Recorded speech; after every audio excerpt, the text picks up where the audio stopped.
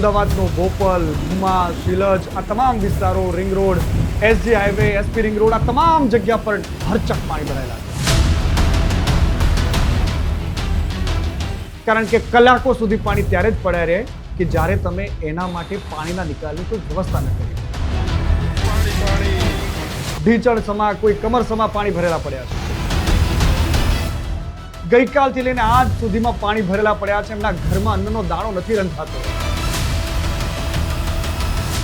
અંધેરી નગરીને ગંડુ રાજા, ટકે શેર ભાજી ને ટકે શેર ખાજા.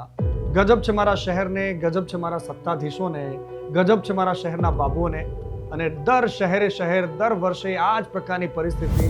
ડૂબતા શહેરને તરતા નેતાઓની વાત નથી, ડૂબતા શહેરને તરતા નાગરિકોની વાત મારે તમને કરવી છે. એની પાછળના કારણો મારે તમને બતાવવા છે. નમસ્કાર, હું છું મનીષ અને આજે અખાડામાં વાત તમારા શહેરને ડૂબાડનારા એ તત્વોની કરવી છે, એ સત્તાધીશોની કરવી છે કે જેમનો અણઘડ વહીવટ, એ બાબુઓની કરવી છે કે જેમનું અભણ જ્ઞાન ગુજરાતને અને ગુજરાતના મોટા મોટા શહેરોને કેવી રીતે તરતા કરે છે એની વાત કરવી છે. સૌથી પહેલા કે અમદાવાદમાં જ્યારે ગઈકાલે અચાનક જ 5, 7, 8, 10 ઇંચ જેટલો વરસાદ પડ્યો ને આખું શહેર જળમગ્ન થઈ ગયું. અમદાવાદનો બોપલ, ભૂમા, શીલજ આ તમામ વિસ્તારો, ring road, SG highway, SP ring road આ તમામ જગ્યા પર ભરચક પાણી ભરાયેલા હતા. વરસાદ વરસે અને પાણી ભરાય એમાં કોઈ પ્રશ્ન જ ના હોઈ શકે. પરંતુ પ્રશ્ન એ છે કે જ્યાં કરોડોના બંગલા હોય, જ્યાં લાખેણા ફ્લેટ હોય કે જ્યાં સામાન્ય માણસે ઘર લેવું હોય તો 25 વાર વિચાર કરવો પડે. એવા બોપલ, ગુમા, શેલા, શીલજ એ બધા જ વિસ્તારો એવા છે કે જ્યાં સામાન્ય માણસ ઘર ના લઈ શકે. અમદાવાદનો એસજી હાઈવે કે જ્યાં ચકાચોંધ, જેને ડસ્ટ ફ્રી રોડ બનાવવાની કવાયત ચાલી રહી છે કે જ્યાં તમે નીકળો તો તમારા વ્હાઇટ શર્ટ પર એક ધૂળની એક ડસ્ટ ના લાગે, ડાઘ ન લાગે. વ્યવસ્થાઓની વાતો બહુ સારી થાય છે, પણ એ જ શહેરમાં એ જ રસ્તાઓ પર કલાકો સુધી પાણી જાણે તળાવમાં સ્થિર પાણી પડ્યું હોય, જાણે તળાવમાં મગર પડ્યો હોય એવી રીતે પાણી પડી રહે છે. એની પાછળનું કારણ શું છે?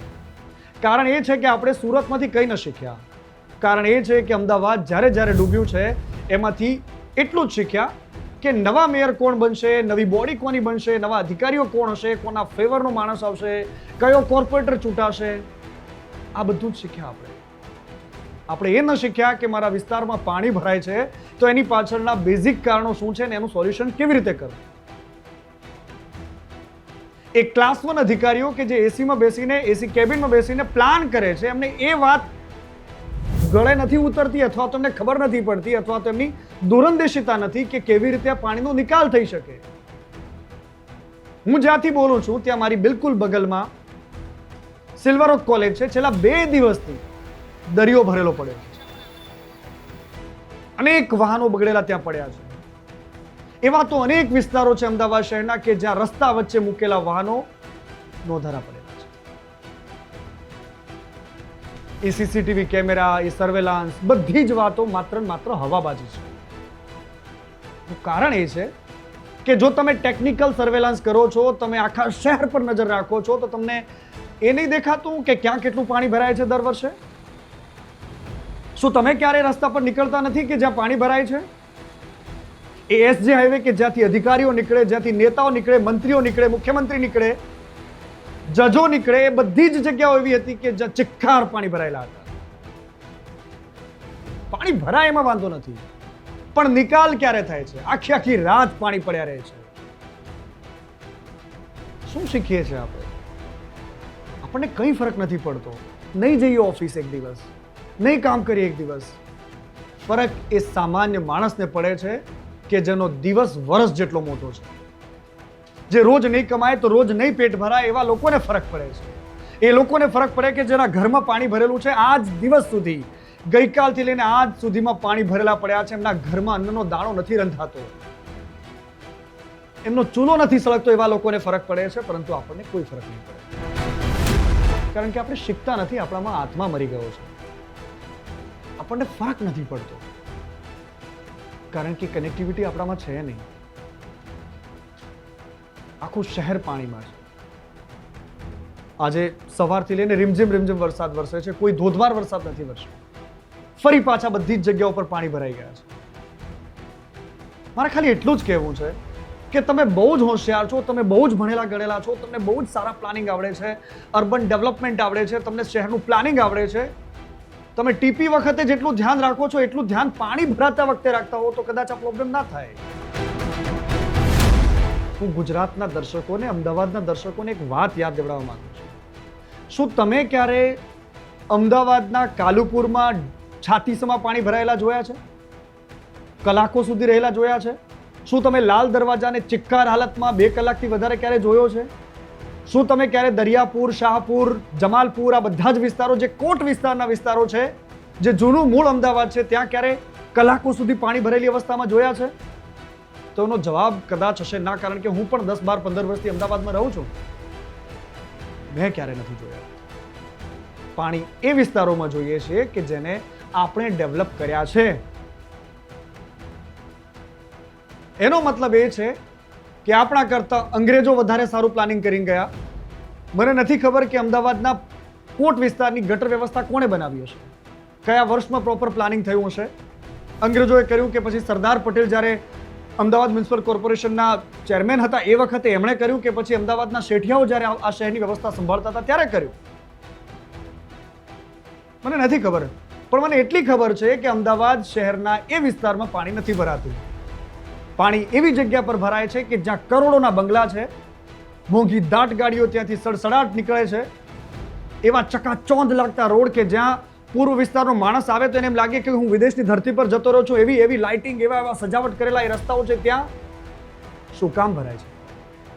અણઘડ વહીવટ છે તમારો.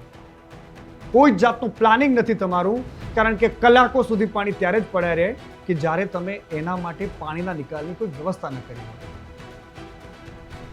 સામાન્ય માણસ વ્હીકલ મૂકીને જાય, જે હપ્તે વ્હીકલ લઈને આવે છે ને, જે 2 વ્હીલર, આખું ફેમિલી એ 2 વ્હીલર માટે આખું ફેમિલી ત્યાં જાય છે, ફૂલોનો હાર ચડાવે છે, ને આખા ઘરમાં એક નવો સભ્ય આવ્યો હોય એવી ખુશી હોય છે એના ચહેરા પર. એ હપ્તા ભરે છે, એની પાસે કેશ આપવાના પૈસા નથી. અને એ વ્હીકલ જ્યારે પાણી વચ્ચે બંધ થાય ને ત્યાં રસ્તા વચ્ચોવચ મૂકીને માણસ, એ મધ્યમ વર્ગનો પરિવારનો એક માણસ જ્યારે પોતાના વિલા મોઢે ઘરે આખી રાત લડથડિયા ખાતો પહોંચે છે, એને જઈને તમે પૂછો કે પાણી ભરાયા પછી શું થાય છે, તો તમને કદાચ ખબર પડશે. તમને ખબર પડશે કે ઘરનું એક ગાડીનું સપનું હોય, જેણે ગાડી લેવા માટે લોન લીધી છે, એવા લોકો જ્યારે રસ્તા વચ્ચોવચ ગાડી ચિક્કાર પાણી વચ્ચે મૂકીને આવે છે, અને પછી જ્યારે તમે એને પૂછો કે ગાડીની સફર કેવી છે, તો તમને ખબર પડશે કે અમદાવાદના પાણીની અસર કેવી થાય છે. આ બધી જ વસ્તુઓ એ સામાન્ય માણસો માટે છે. માલી તુજારોને કોઈ ફરક નહીં પડતો. ખેર, કોઈક આપણે શીખીએ. આ તો પહેલો વરસાદ હતો. આટલા લાંબા સમય પછી વરસાદની રાહ જોડાયા પછી વરસાદ આવ્યો હતો. આજે પણ અનેક વિસ્તારો એવા છે કે જ્યાં ચિક્કાર પાણી ભરેલા છે, ઢીચણ સમા, કોઈ કમર સમા પાણી ભરેલા પડ્યા છે. અને એવા વિસ્તારો કે જ્યાં તમને મેં પહેલા કહ્યું ને કે કરોડોના બંગલા હોય છે, એવી જગ્યાઓ પર અત્યારે ચિક્કાર સ્થિતિમાં પાણી ભરેલા પડ્યા છે. પાછળનું કારણ તમારે સમજવું પડશે. તમારે અમને કોમેન્ટમાં લખીને કહેવું પડશે, કારણ કે અમે તમારી કોમેન્ટ બોક્સમાં રાહ જોઈ રહ્યા છીએ. સાથે જ તમારે અમારી ચેનલને સબસ્ક્રાઇબ કરવી પડશે, અમારા પરિવારનો હિસ્સો બનવું પડશે, કારણ કે તો જ અમારી મહેનત અમે તમારા સુધી પહોંચાડી શકીશું. ન્યૂઝ ગુજરાતની ટીમ ગઈકાલે સવારથી લઈને મોડી રાત સુધી ફીલ્ડમાં રહી. એક દ્રશ્ય, એક લોકોની પીડા બતાવવાની અમે કોશિશ કરી છે. અમે કોઈ મોટી ધાર નથી મારી, કોઈ મોટો મીર નથી મારી નાખ્યો. અમે માત્ર અમારી ફરજ અદા કરી રહ્યા છીએ. પરંતુ ક્યાંય અમને પોલીસના જવાનો જોવા ન મળ્યા, ક્યાંય અમને કોર્પોરેશનના અધિકારીઓ જોવા ન મળ્યા. બસ એટલે અફસોસ થાય છે. આજે અખાડામાં મારે તમને બીજા પણ દ્રશ્યો બતાવવા છે. એ દ્રશ્યો દિલ્હીના છે. દિલ્હીનું જંતર મંતર કે અત્યારે અસમંજસની સ્થિતિમાં છે. એની પાછળનું કારણ એ છે કે સરકારે એમની આખરે વાત માની લીધી છે એવું લાગે છે, પરંતુ એક મુખ્ય માંગ હતી કે ધર્મેન્દ્ર પ્રધાન રાજીનામું આપે, એ વાતને નથી માનવામાં આવી. કેબિનેટની બેઠક પૂર્ણ થઈ છે. અશ્વિની વૈષ્ણવે ઘણી બધી વાતો કરી છે. કાયદો આવશે. પ્રધાનમંત્રી મોદીએ પણ વિડીયો રિલીઝ કર્યો છે. સોનમ વાંગચુકે પોતાનો ઉપવાસ આંદોલનનો અંત આણ્યો છે. આ બધું જ થયું છે દિલ્હીમાં. તો શું એ વિદ્યાર્થીઓનું આંદોલન હવે સમી જશે કે પછી ધર્મેન્દ્ર પ્રધાનને બચાવવામાંથી સરકાર બહાર નીકળશે? આંદોલન ચાલુ રહેવાનું છે એવી વાત તમારા સુધી પહોંચી છે. આ જેનઝી છે સાહેબ, એમ માને એમ નથી. તમે એને પંપાળી નહીં શકો, તમે એને ફોસલાવી નહીં શકો. અને અખાડામાં મારે ત્રીજા દ્રશ્યો પણ તમને બતાવવા છે અને એ વાત નર્મદાની કરવી છે. નર્મદાના દેડિયાપાડાના ધારાસભ્ય ચૈતર વસાવા જેલમાં છે. ઘણો લાંબો સમય થઈ ગયો છે. સરકાર નરોવા કુંજરોવાની સ્થિતિમાં છે. કરવું તો શું કરવું, ઇધર કુવા ઉધર ખાઈ છે. સરકાર એમનું ધારાસભ્ય પદ રદ નથી કરી શકતી અને જેલ મુક્ત પણ નથી કરાવતી. અને બીજી બાજુ આમ આદમી પાર્ટી એનો પૂરો જશ ખાટવાની તૈયારીમાં છે કે ચૈતર વસાવા જેલમાં છે તો એનો ફાયદો આપણને કેવી રીતે થાય, એ નાની નાની વાતને ઇવેન્ટમાં કેવી રીતે ફેરવી દેવી. ચૈતર વસાવાના પત્ની શકુંતલા વસાવા જેલમાંથી જ્યારે બહાર આવ્યા તો આમ આદમી પાર્ટીનું હુજુમ ત્યાં પહોંચ્યું. આજે સેંકડોની સંખ્યામાં કાર્યકર્તાઓ હતા, એમના સમર્થકો હતા અને ચૈતર વસાવાના પત્ની વર્ષા વસાવા અને શકુંતલા વસાવાએ અપીલ કરી. શકુંતલા વસાવાએ કહ્યું કે અમારી સાથે જેલમાં જે યાતનાઓ થઈ છે ઓછી નહોતી. ભાવુક થઈ ગયા બોલતા બોલતા. વર્ષા વસાવાએ કહ્યું કે બદલો અમે એવી રીતે લઈશું કે કદાચ ભારતીય જનતા પાર્ટીએ કલ્પના નહીં કરી હોય. હવે તો અંબાજીથી લઈને ઉમરગામ સુધી માત્ર આદિવાસીઓની જીત થશે અને જે અમારી સાથે ચાલે છે એ જીત છે.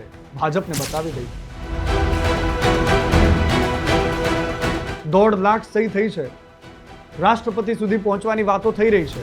આ બધું જ થઈ રહ્યું છે. પરંતુ પ્રશ્ન એ છે કે શું સરકાર ચૈતર વસાવાને જામીન અપાવશે કે પછી હજુ જેલમાં રાખીને કોઈક નવો દાવ ખેલશે?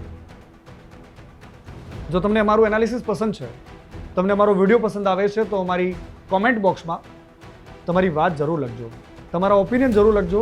અને તમને લાગે છે કે આવા મુદ્દાઓ પર અમારે ચર્ચા કરવી જોઈએ, આવા મુદ્દાઓ પર અમારે મારી વાત રાખવી જોઈએ તો એ પણ અમને સજેસ્ટ કરજો. ન્યૂઝ ગુજરાતના ઓફિશિયલ પેજને તમે ફોલો કરજો અને મારા પરિવારનો સભ્ય બનજો, હિસ્સો બનજો. નમસ્કાર.